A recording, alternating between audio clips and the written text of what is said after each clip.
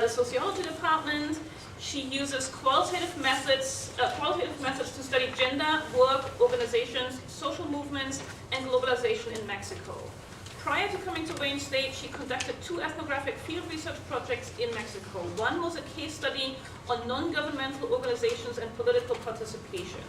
The other project analyzed women's and men's experiences with workplace changes at a Mexican multinational company. Some of her research in these projects has been published in Gender, Work and Organizations, the Journal of Family Issues, and Sociological Spectrum. She's also a former Humanities Center faculty fellow for her research project on gender discourses and the reproduction of feminine and masculine workers at the Mexican company. Her presentation today represents a new project based here in the Metro Detroit area. Thanks, Sam. Just before Krista starts, I'm sorry to interrupt, but we brought a whole set of lunch boxes there. And if you haven't had lunch, or if you've had lunch and you still feel peckish, please feel free as you listen to these talks and feeding your mind, you can also feed your body.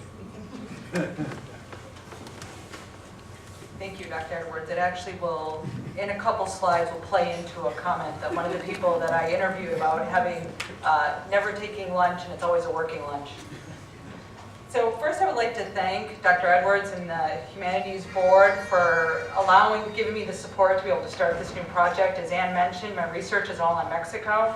So this project was an intentional shift to start focusing on a domestic agenda, which is something I haven't done for almost a decade.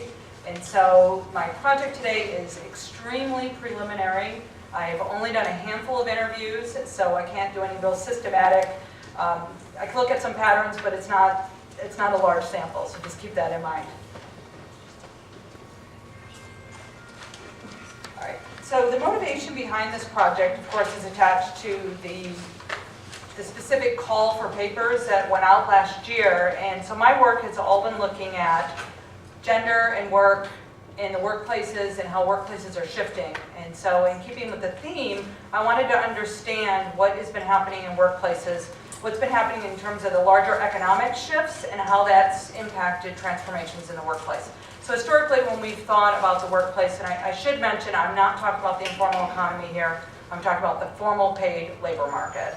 So it's very specific to that. So historically, when we thought about work, we think about these lifelong employment opportunities. People get into these large companies and they stay there forever. They have their career letters based on seniority, so they just keep doing their time, gaining the experience at work, and they move up. And they have significant benefit packages. All that shifted, as we know, in the past 2 decades. And so now, even in the formal paid labor market, we have rampant job insecurity. I think the numbers just came out yesterday for the unemployment. Michigan's still at 9.2, I think it was. Employees are tethered by technology. You're expected to be available 24/7 through the remote technology. Employers are expected to be flexible and adaptable. Employees change jobs frequently. They work on career mapping and networking versus the seniority climb up the ladder. And there's a lot more focus on teamwork, particularly in the segment of the population that I'm going to talk about in the labor market. So the conceptual framework that I'm using is something that Joan Acker coined gendered organizations in 1990. And so the argument she makes is that work organizations are in and of themselves gendered. The actual structure is gendered. There are policies and there are practices that are put in places in all workplaces, right, that privilege certain characteristics over other characteristics. So her argument is that there's these ideal workers, and ideal workers they're rational, and they're strong leaders, and they're committed to work, and they're unencumbered by familial or other responsibilities. There's definitely a shift in the literature that's moving away from work-family balance. Let's talk about work-life balance. So I'll try to make sure that I use the idea of other responsibilities, just not familial or children responsibilities, can be elder parents as well. So these workplace practices then privilege this idea of a breadwinner caregiver model. The men are the money and the women are the caregivers in the home. So women are perceived as less rational. They're more expressive, they're unable to work long hours, and they're less committed to work because employers assume, right, that they have all these outside responsibilities. So what's come out of the literature is this idea of this ideal worker narrative. So how is it reproduced? So it's reproduced through narratives that employees talk about. If I've asked them, can you please describe what your workplace is like? They talk about these expectations. And so employees will report that long hours and visibility yield status and rewards. So this suggests a work environment that requires prioritizing work, not family or other life responsibilities outside of work. Employees will describe networking as key, but rarely do they ever talk about how networking privileges men over women. And ultimately, if women are not able to network, they are funneled into low-level positions, they have lower pay, and they have control of few resources compared to men. And then another way is when employees evaluate, some employees as these heroic employees versus, well, that's somebody who works behind the scenes. And so what that ends up doing is confirming this idea, the norm of valuing certain positions over others. And as Marcia was talking, I kept thinking about, well, the women were able to write about this in public sociology because it was about reproduction. Right? So what ends up happening is we have certain ideas about the kind of work that men do and certain ideas that women are able to do. So as I mentioned, this is very preliminary, brand new project here in the United States. So data collections, in-depth interviews, and what I did is I asked employees about their daily work experiences, work-family policies at their company, and career aspirations. I'm only talking about women and men that are in professional, managerial, or executive level positions. So all the companies are major corporations in the Detroit metropolitan area. I'll leave that to your imagination to figure out what companies I'm probably interviewing at. They have at least 500 employees in the area, some up into the thousands, but I'm not interviewing part-time workers or line workers in the factory, right? So these are all professional positions. I have 7 interviews so far. All are in professional positions. I don't have any interviews today with people that are in formal managerial executive level positions. All those interviews are scheduled for May. So I'll be talking primarily about professional positions. There are 4 women and 3 men that I've interviewed. Their age range is from early 40s to about mid-50s. All of them have been working at their present company at least a decade, but all of them have 20 years of professional experience. So these are people that have had a pretty significant career trajectory so far. All of them have children. Only one person I interviewed has adult children. Everybody else has children under the age of 9, to give you that context.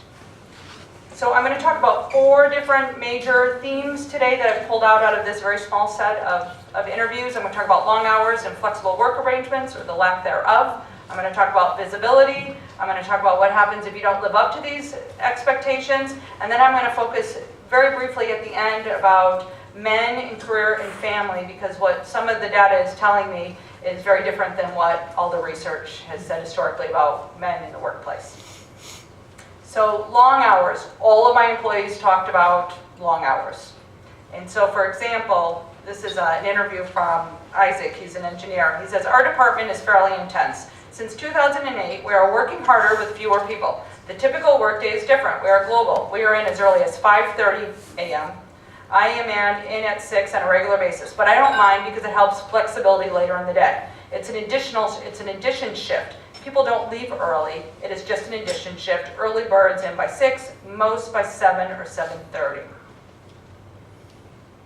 So then he goes on and he talks about, so I was trying to get a sense if people were in the office all day long, and he said, absolutely. My team works about 9 to 10 hours or more a day. Working lunches for sure. So this goes to Walter's comment about we should be eating. We used to go out every day and be social for at least a half hour. So he never mentioned that they had very long lunches, but at least a half hour they were social. Now maybe it's only twice a month that we go out for an hour. And he said sometimes it's longer than twice a month that they're able to go out. So following up in terms of thinking about being in the workplace and being tied to a desk, there's been a lot of conversation about flexible work arrangements. And so I think it was a year ago now when Marissa Mayer took over for Yahoo and she ordered all of her employees back into the workplace. That was definitely quite rampant in the news. And then shortly thereafter, Best Buy followed suit. And prior to that, though, there had been a real push in major corporations, multinational corporations, to introduce flexible work arrangements. So the idea of flex arrangements is you can work either at your office, remotely from home. In your office, you can fluctuate your time of how you work, maybe work on the weekends to make up for something during the week. Since Marissa Mayer took over from Yahoo and ordered all the employees back, there has been a real public discourse about how flexible working arrangements is a woman's policy. When the data tells us it's actually men who take flexible work arrangements as an option much more so than women, in part because men are more likely to be in positions that actually have access to flexible work arrangements versus women. Right? So you need to be in a very privileged position in the workplace to be able to have access to flexible work arrangements. So when I asked the employees that I interviewed, it was very mixed. There were some that had access to flexible work arrangements and others that did not. And what was most interesting is two work for the same company. One has access, one does not have access. They are both women, but they work in very different departments. So there's quite a bit of variation. So when I asked about how it works, all right, Isaac, so we're still on Isaac, he says people can work remotely. The amount is in line with what is feasible in your work function. So all of the people that I interviewed definitely mentioned that some positions it's easier to work from home, right, versus other types of positions. So it's become much more prevalent to work flex sometimes. In my department, we might be able to work a max half a day a week, but it might be 3 days for some groups. What makes the difference in my group is we need face-to-face contact. Our function requires a lot more interaction in the office. So in his particular case, it's really not feasible for him to work from home given his work environment. But several of the other teams that he's associated with, he has lots of colleagues that will work 2 or 3 days from home. So even within the same company, there's quite a bit of variation. So Julie is a purchasing analysis. She says, we can work 2 days a month from home. I find it beneficial as a working mother. There are those that use it to just get out of the office. In my case, I use it when my kids are sick or there was a snow day. She used it a lot, right, this past winter. 6 months of snow constantly. So she uses it, for when her kids are sick and the snow day. Some people use it for a doctor's appointment on that day, or they just work from home. However, when we think about flexible work arrangements, one of the key issues is what your direct supervisor or management thinks about those flexible working arrangements. So when it's not a company policy, or even when it is a formal company policy, it's very contingent on that interpretation of that policy. And so in the case of Sam, who is a senior buyer at a different company than Julie and Alex, he says there's a big mistrust in our department with senior management. We have 1 or 2 that work from home once in a while, but the senior management has a lot of mistrust, so there are no flexible working arrangements. And then back to Isaac. Flexible work hours is kind of unwritten, and then your direct supervisor's interpretation of it. I don't think people are perceived of differently. The same way that education is viewed, if you get a good employee that works, that gets the work done, then it's fine. I had asked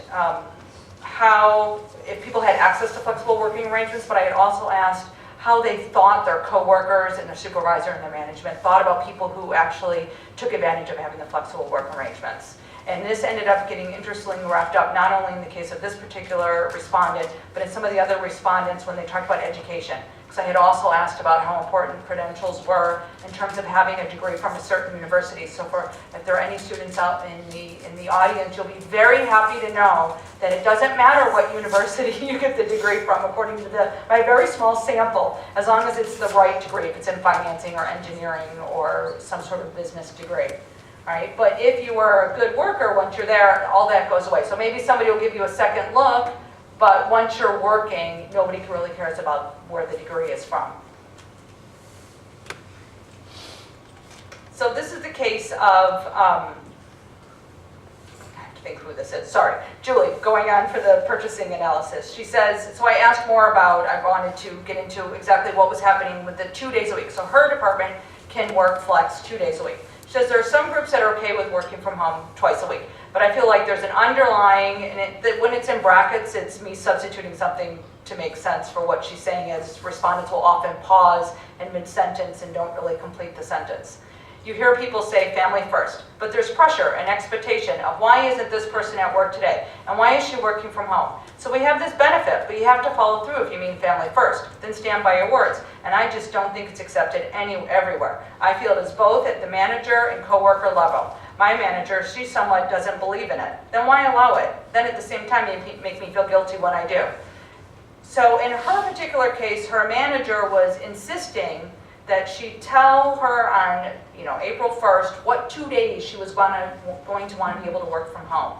So if you're using the flexible work arrangements for the emergency situation, particularly if you're a working parent, you're not going to be able to predict when, as she told me, when my child's going to, the school calls and I have to go and pick up my child, or my daughter comes home with pink eye, or we have 5 feet of snow outside.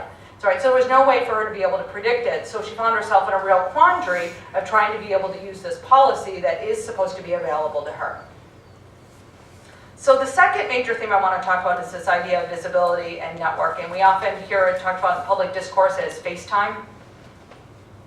And so Kim, an engineer, she said, you would need an engineering degree. So I asked about what are the key things for somebody to move up. And one of the very first things she said is, well, you need to have the engineering degree for sure.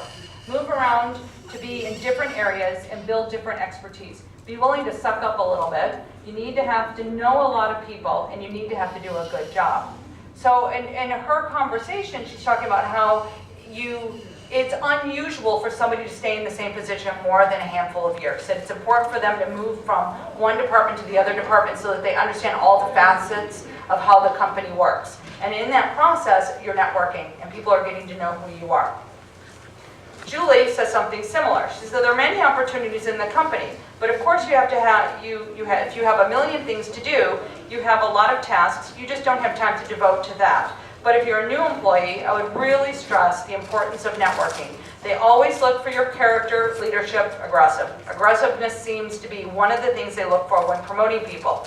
So the place where Julie works has a really robust training session that actually gives several conferences on figuring out how to balance work-life. However, because she told me, in her words, she is stressed out all the time, never gets a chance to take lunch, she can't take advantage of any of these conferences that might actually be able to help her to figure out how to balance the work-life. And so it's really only for new, younger employees who have yet to sort of move up that career ladder that don't quite have as many responsibilities yet that are able to take advantage of all these workplace opportunities, which then allows them to meet the right people. So they talked a lot about being in the right place so that the manager spots you, and then being able to network and use that connection for future.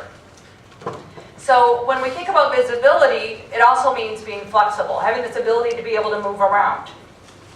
Right? So Kim says, ideally, it's not considered a good thing if you stay in one job for more than 4 or 5 years. You should move around. It would be good that you're the one sent to represent your boss so that other managers see you and if you put the presentation together. Also, by moving jobs, it's not considered to stay in the same one for 10 years. So inherently, by moving around, you get to know people. I had asked the people I interviewed if in their workplace it was common to be called in at the last minute to cover for your boss. And she said a little bit of everything happens. But if you're asked to do it, you have to be able to do it on the fly, drop whatever it is you're doing, and go into the presentation. Right? So again, it's only going to be those employees, right, that don't have as many tasks that might be able to jump in at the last minute, right, or that are not in the meeting. So in the case of Julie, she's in meetings constantly all day long. So it'd be very difficult for her to be able to cover for her boss. Jacob is in finance, works for a different company. He says, my recommendation is that you get to know many areas, many jobs. Those that move up have a lot of company know-how. Management needs to know who you are. Okay, so now I want to sort of move into the third theme. I've talked about long hours, flexible work arrangements, being visible, networking. Now I want to talk a little bit about what happens if you don't live up to these characteristics, these workplace expectations in terms of evaluation, so employee assessments. So in the corporate world, there's always an annual evaluation, and there's typically a midpoint evaluation. So this is Sam. He has been at his job for 11 years, and a handful of years ago, he had noticed, and it's a multinational company, and an article had come out in Germany, because the company is actually a German company, and it was being touted as one of the best places to work because they had work-life balance. And that you have flexible work arrangements, and there were all these things that employees could take. So he went to his boss and said, hey, I want to do this, why don't we offer this? And his boss said, well, it's not been done before, but I'm willing to do it if you can get your work done. So he told everyone that I was going to go down to 35 hours. So this idea that the boss had to announce that Sam is now going down to 35 hours. But the workload was the same. And I even got more on top of it, which was the funny part. The company got a good deal out of it, and I was paid less. So he went down to 35 hours, but of course his pay went down as well. So then he says to me, After a half year, my review got really bad. It was amazing that all of a sudden it is saying that I don't have the know-how for a job I've been doing for 11 years. Basically, there was a big push from senior management, and my manager said, you are going back to 40 hours because 35 does not work here. I thought, this is a really bad review, so I'll go back to the 40 hours, but where do I stand? All right, so his issue is, well, now where does he stand in the company? Because he's seen as somebody who's not committed. What's interesting, of course, is his man who's not seen as committed. This is Kim, she's one of the engineers, and we were talking again about evaluations and thinking about what people do, and I asked her if she had any examples of people who seem to really do the right thing and are able to move up. And she says to me, well, I recently got an appraisal that I was really unhappy with. They said, you're a great advocate. You might be the best we have, but senior management says they don't know who you are. So there are two parts to an evaluation, and I got these stellar reviews in the job performance and down in the dumps what they term leadership. So I think if I had volunteered to organize the summer golf outing, I suspect I wouldn't be here. And so then when I asked her about that example, she said, well, you know, there is this person in our department, and she's talking about a woman. She seems to always be the one asked to do special charts or try out the software. This gives the impression she's flexible, easy to work with, and cooperative. There's some resentment on my part because I'm very willing to do these things, but I'm not asked. She's been working at this company for 27 years, too, by the way. So this is a very long-time employee. So when I'm told your work is really good, but you need to be more known, I assume in my head that they are asking me to be more like her. So it causes me resentment, and it bothers me that management cannot see it. It's kind of a bitter pill. She might think she's a great employee, but you might want to look at her data. But it is not my job to rat someone out. She had started saying that in the analysis that she thought her work was very suspect. Her work was suspect. So in the last theme that I want to talk a little bit about is men, career, and family. So traditionally, we have thought about men always wanting to prioritize work and being willing to prioritize work over family responsibilities, and women don't do it. What I thought was most interesting, and again, it's a very small sample, all three of the men that I interviewed say something very different. So Jacob in finance says, I know my career has been jeopardized because I have decided to also prioritize my family. I am just not willing to work the crazy hours, and I'm not sure they're really working more, but they're here. And so he had mentioned at one point in the interview, he says, I don't remember the last time I actually worked a full 40 hours. In all the cases, in actually all 7 cases, all spouses work. So in the case of the 3 men, all their wives are working and they're all in professional positions. In this particular instance, they have made the decision in the household that the wife's job takes priority. And so she has an incredibly demanding job, and he's made the decision to not, and he is perfectly fine with it. So he says in the interview. All right, so a second example, Isaac, the engineer. He says, I'm not sure I'm typical on this. I've always enjoyed my time away from work, and I would like to keep that balance that we had before kids. It's important to me. It's important to my spouse. That is the ultimate division. And everything put in front of me for the next 5 years, I would want to play into that kind of balance. There are some roles where they work on the weekends and late, and I'm not interested in that. In 5 years, I would like to be in my leader's role, but quite honestly, if the demands are too high and the pay increase isn't logical, then no. Okay, so just to wrap up the 4 major points that I made. So women and men both identified a long hours work culture, and that's pretty typical. You see it in all the literature on work in the United States, work in Mexico. What was interesting was listening to these U.S. employees and thinking to my work in Mexico, and I studied a Mexican multinational corporation, and they also talk about long work hours. Some employees had access to flexible work arrangements, but even when they did, employees were clear it was contingent on the supervisor or management. To advance, employees spoke about the link between visibility, being visible with that FaceTime, with networking, being able to be flexible, and being ambitious. And then when employees did not fill this ideal worker norm expectation, their work performance evaluations are negatively impacted. And so I think what's most interesting, and so where I'm interested in going with this is continuing to interview women and men, but looking, I think what's unique about this study is that I'm going to have a focus on men, and often women are the primary focus of most of the literature in the work gender literature, and so I think it's going to be important to really hear those men's voices. And so there seems to be, again, in my small sample, the desire to balance work and family, which is really challenging this idea that men want to prioritize work. And so it's possible that maybe there is some generational shift from the baby boomers. I mean, everybody that I interviewed would not be in the baby boomer generation, it would be in the next one. And so I will conclude there, and if you have any questions, I'd be happy to answer. Thank you.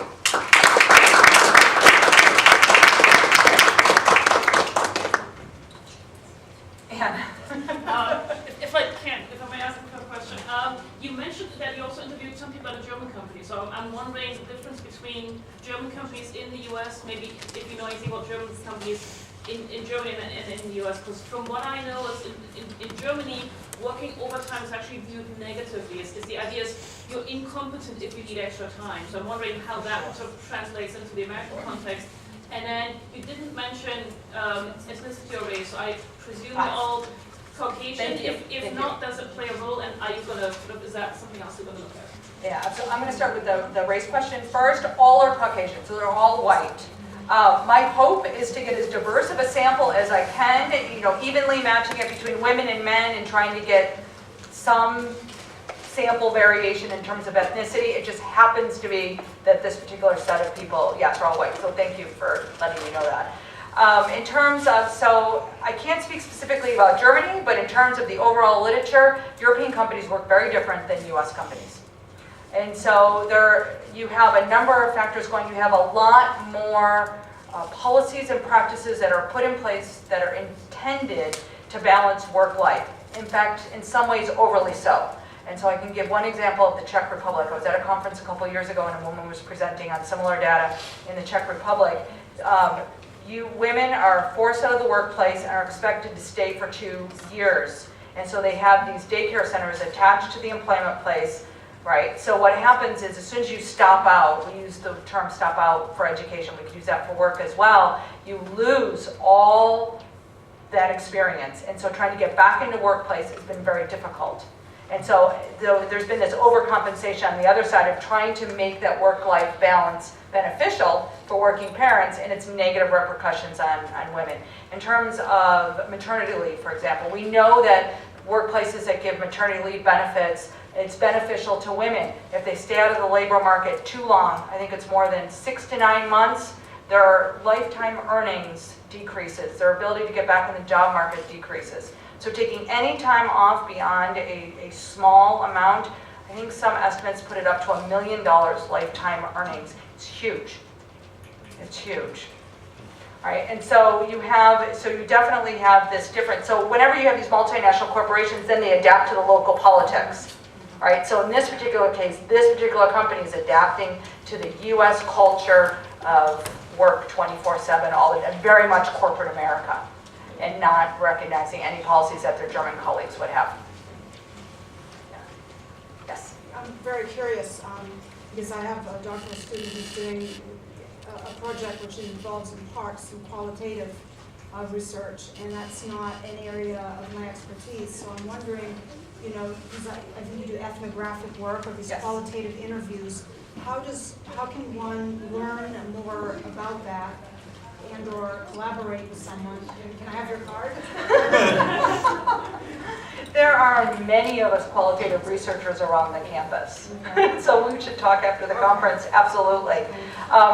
So quickly, ethnography, of course, can combine a blend of in-depth interviewing, semi-structured interviews where they're actually tape recorded. All these were tape recorded, semi-structured interviews where I had an interview guide, but ethnography can also include informal interviews where they're casual conversations. So the 2 projects I did in Mexico were more ethnographic in the sense that I had tape recorded interviews with a semi-structured interview sheet with questions laid out for me, but also have all these casual conversations, so taking field notes. So it means running home and frantically typing up your field notes before you forget everything that happened during that day, and observations, and often looking at organizational documents. So ethnography is a much broader, right, and one could make the argument that this is probably going to be more of an interview study versus an ethnography, unless, because it's very early pilot, it starts taking a turn and I get official access to one of the workplaces, I might violate what I said I wanted to do, was to stay away from place-based research. All my work has been place-based, and when you're place-based, you're very tied to a very specific place,